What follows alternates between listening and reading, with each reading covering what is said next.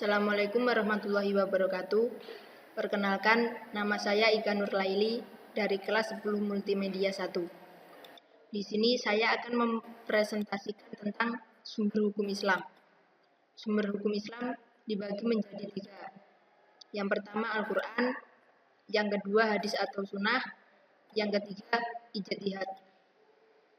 Al-Quran dibagi menjadi 3. Yang pertama pengertian Al-Quran, yang kedua kedudukan Al-Quran, yang ketiga kandungan Al-Quran.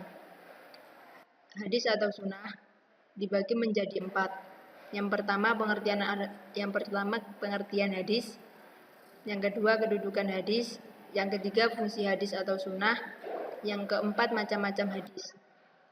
Ijtihad dibagi menjadi 4. Yang pertama pengertian ijtihad, yang kedua syarat berijtihad, yang ketiga kedudukan ijtihad, yang keempat bentuk-bentuk ijtihad. Pertama, pengertian Al-Quran. Al-Quran adalah, dari segi bahasa, Al-Quran berasal dari kata qara'a, yaqra'u, qira'atan, Qur'anan, yang berarti bacaan. Sedangkan secara istilah, Al-Quran adalah kalamullah Allah yang diturunkan kepada Nabi Muhammad SAW, pedoman hidup umat Islam. Yang kedua, kedudukan Al-Quran sebagai sumber hukum Islam.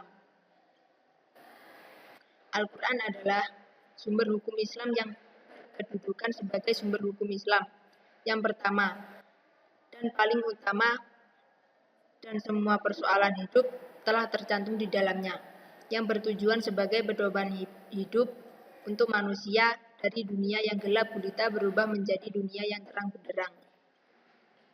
Yang ketiga, kandungan hukum yang ada di dalam Al-Quran.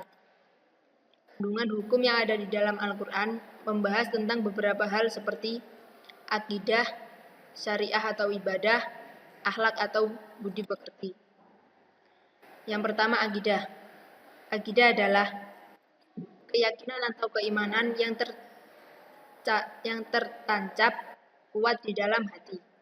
Yang kedua syariah atau ibadah, mengatur semua tata cara ibadah yang berhubungan langsung dengan Sang Khalik atau dengan sesama makhluk ciptaannya. Yang ketiga akhlak atau budi pekerti, perilaku seseorang yang berhubungan dengan Sang Khalik sebagai hamba maupun dengan makhluk yang lainnya.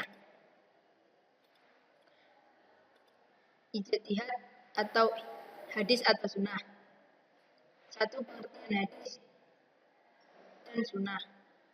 Hadis adalah perkataan atau ucapan Rasulullah SAW, sedangkan sunnah adalah segala perbuatan yang dilakukan oleh Rasulullah SAW.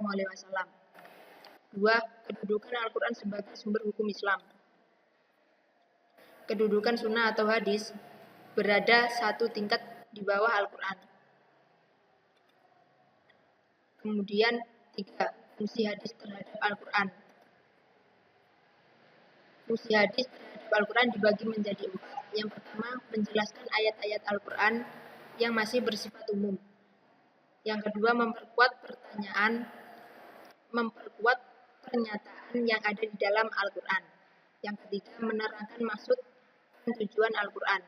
Yang keempat, menetapkan hukum baru yang tidak terdapat dalam Al-Quran. Yang keempat, macam-macam hadis. Hadis dibagi menjadi 3 macam. Yang pertama, hadis mutawatir. Yang kedua, hadis masyhur. Yang ketiga, hadis ahad. Kemudian ijtihad. 1. Pengertian ijtihad. Ijtihad adalah mencurahkan segenap tenaga dan pikiran secara sungguh-sungguh secara optimal. Kedua, syarat-syarat berijtihad. Syarat-syarat berijtihad dibagi menjadi 4. Yang pertama, memiliki pengetahuan yang luas dan mendalam. Yang kedua, memiliki pemahaman mendalam tentang bahasa Arab, ilmu tafsir, usul fikih, dan tarikh atau sejarah. Yang ketiga, memahami secara merumuskan hukum istinbat. Yang keempat, memiliki keluhuran akhlak mulia. Kemudian kedudukan ijtihad. Ijtihad berkedudukan setelah Al-Quran dan hadis. Yang keempat, bentuk-bentuk ijtihad. Yang pertama, ijma'. Yang kedua, qiyas. Yang ketiga, maslahah mursalah. Sekian, terima kasih. Apabila ada kesalahan, mohon dimaklumi. Sekian dari saya. Assalamualaikum warahmatullahi wabarakatuh.